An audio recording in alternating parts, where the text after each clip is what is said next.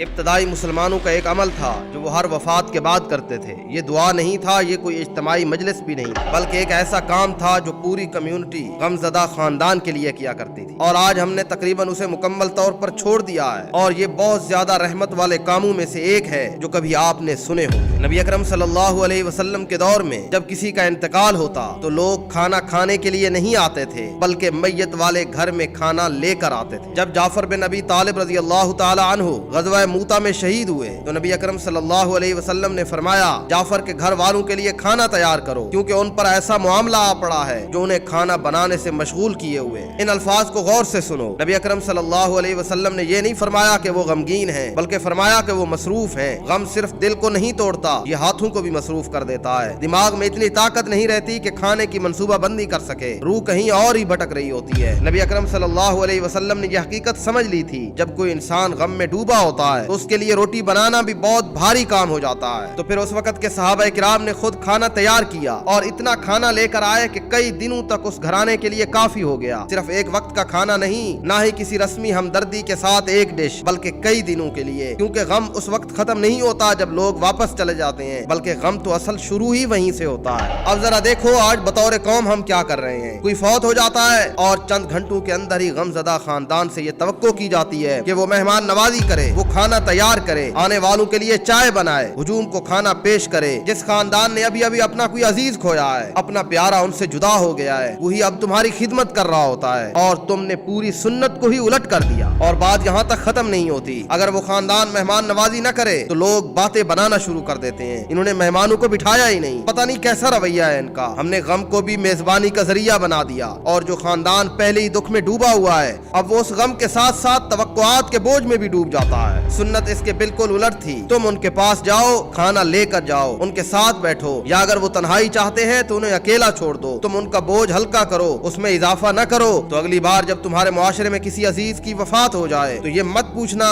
کیا آپ کو کسی چیز کی ضرورت ہے، وہ تو کہیں گے کہ نہیں ہے، بس کھانا بناؤ اور ان کو دے کر آؤ۔ یہی سنت ہے، خاموشی سے خدمت کرنا، بغیر کسی تعریف یا بدلے کی توقع کے۔ سنت کو زندہ رکھو گے تو یہی تمہارے لیے دلیل ہوگی کہ تم اپنے نبی سے محبت کرتے